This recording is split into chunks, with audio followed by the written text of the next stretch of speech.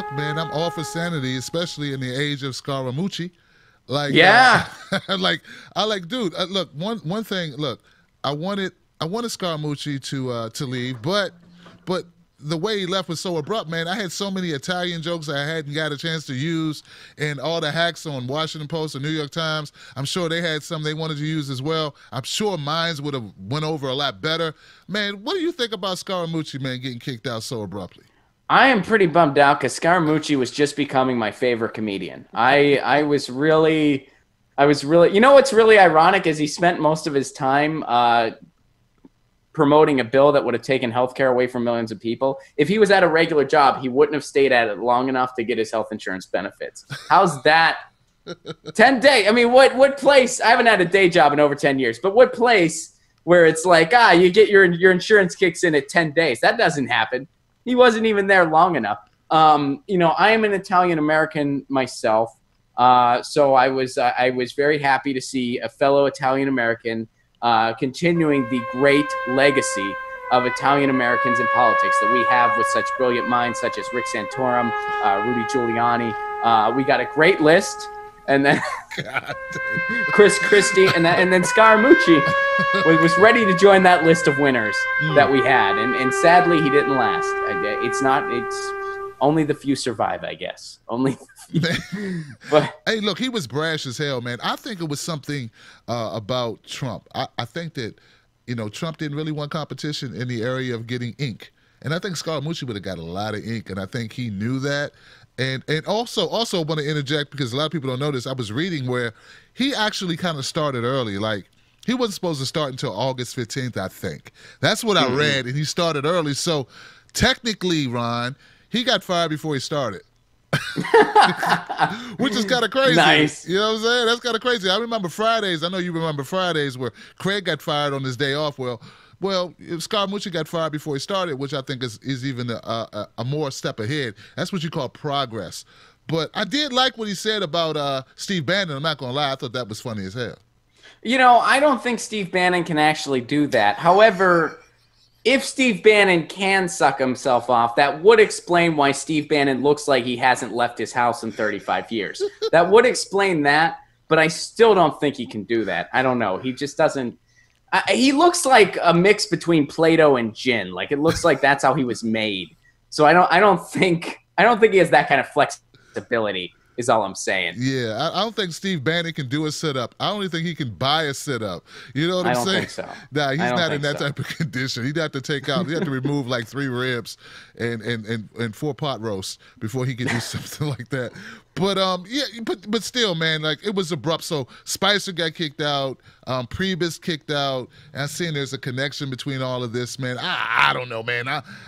I'm just sitting back watching the shit show and just, eating popcorn and drinking wine.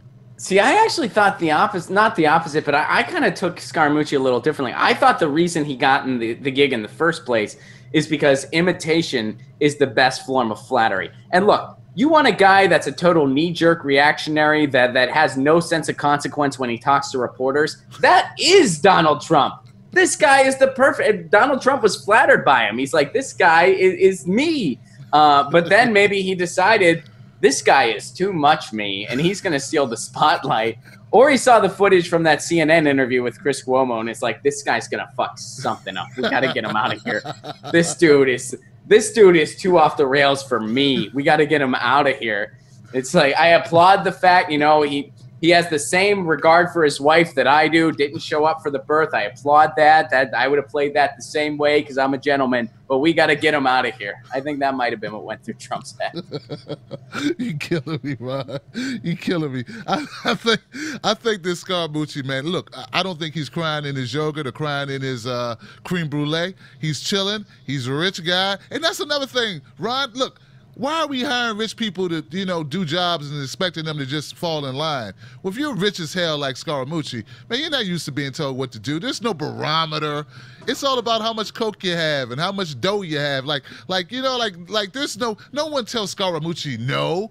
The mooch doesn't get told no on a regular basis. Neither does Trump, and that's part of the problem. So we had a White House. What was he? Communications manager who didn't take orders, and we got a president that doesn't take orders. We can't have two of those people in the same space, man. That's going to be. I mean, it's bad enough as it is, but that's just unbearable, brother. They will butt heads, man. And you know what? I mean, Scaramucci's life has gotten so screwed up since he got involved with Trump. You'd think he was a university or something. But he is a rich man, so he will be totally fine. And, yeah, and why do we appoint rich? I mean, it's just, why did enough people in this country think that a billionaire who's had everything handed to him would somehow be an outsider? The whole idea of a Republican populist is an oxymoron. That can't even exist. That's like saying, you know what kind of platform I think will fix this country? Three-headed unicorn-ness. That's going to fix our country. It's the same thing. It doesn't exist. It's not real. There's no such thing as that. But Trump sold that snake oil, and enough people bought it. And part of the reason they bought it, or a large part of the reason they bought it, is because of the emptiness of the Democratic establishment. You know, I have a cousin, love him to death, but, politically we really don't see eye to eye. And he was having a conversation with my dad that my dad told me about recently. And he told my dad that he supports Trump. He voted for Trump. My dad asked him why. He didn't say anything about what he liked about Trump in his answer. He said, I just have no use for the Democrats. And, my cousin is a guy that's been screwed over by 30 years of neoliberal bullshit. And the Democrats have really let him down. And he's not alone. And he's not wrong for feeling that way. So, yeah, this snake oil salesman was able to sell his snake oil because no oil was offered by the opposition. And that's part of the reason we have Trump. That's the main reason we have Trump. So, a buddy of mine that's kind of more an apologist for the establishment, that's still a progressive, but, we're on opposite sides of the fence on certain things contemporarily. He said to me, like, you just got to recognize, Ron, that we have a shitstorm that is Trump, and we got to clean up this shitstorm. And I was like, I do recognize we have that shitstorm. However, cleaning up that shitstorm isn't going to mean much if we try to ignore the fact that the toilet got clogged in 1980. Oh, shit. I was proud of that.